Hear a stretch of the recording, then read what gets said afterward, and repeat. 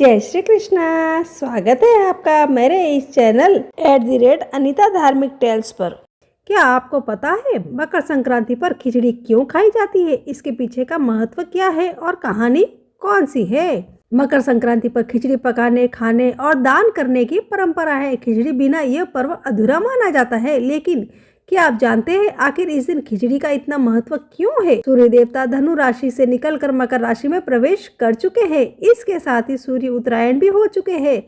सूर्य जिस दिन मकर राशि में गोचर करते हैं उस दिन मकर संक्रांति मनाई जाती है। लेकिन इस वर्ष तिथियों का कुछ ऐसा संयोग बना है जिससे 14 और 15 जनवरी 2026 दोनों ही दिन मकर संक्रांति मनाई जाती है। मकर संक्रांति देश भर में अलग अलग नामों के साथ मनाई जाती है। इसे पोंगल, खिचड़ी, मागी, दही, चूड़ा, शिशुर, सेकात, मकर संक्रांत, संक्रांत, पेड़ा, पांडुगा, मकर विक्लू, उत्तरायण, पौष संक्रांति जैसे कई नामों से जाना जाता है। यह पर्व ऋतु परिवर्तन के साथ ही दान, पुण्य, आस्था, संयम और नव आरंभ का भी प्रतीक है। मकर संक्रांति पर्व के भले ही अनेकों नाम हो लेकिन भावना समान रहती है। खासकर इस दिन खिचड़ी बनाने की परंपरा है।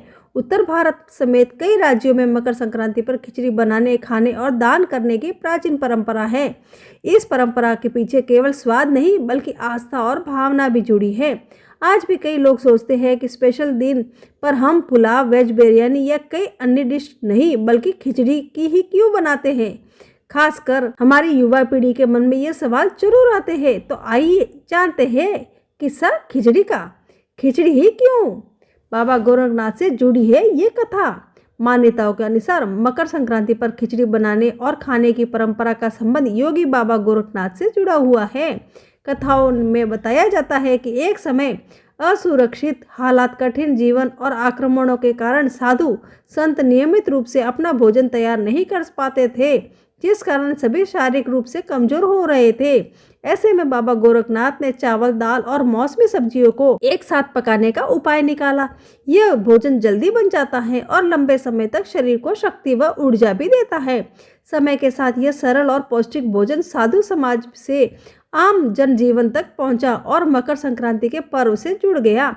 इसके बाद में इसे मकर संक्रांति पर बनाने की परंपरा की शुरुआत हुई।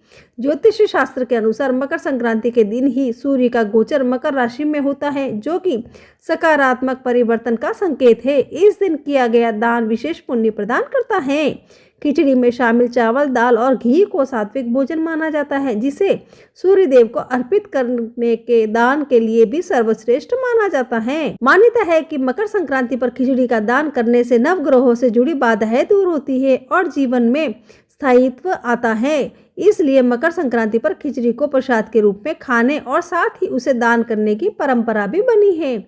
मकर संक्रांति का तब आता है जब ठंड चरम सीमा पर होती है। ये मौसम में खिचड़ी का सेवन सेहत के लिए बहुत ही लाभकारी होता है।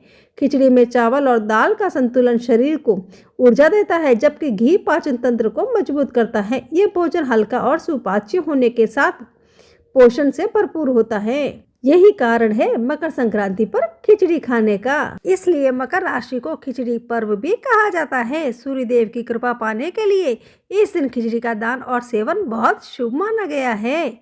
जय सूर्य देव की, जय सनातन धर्म की, जय माता दी, जय श्री कृष्णा। आप सबको मकर संक्रांति ढेर सारी शुभकामनाएं।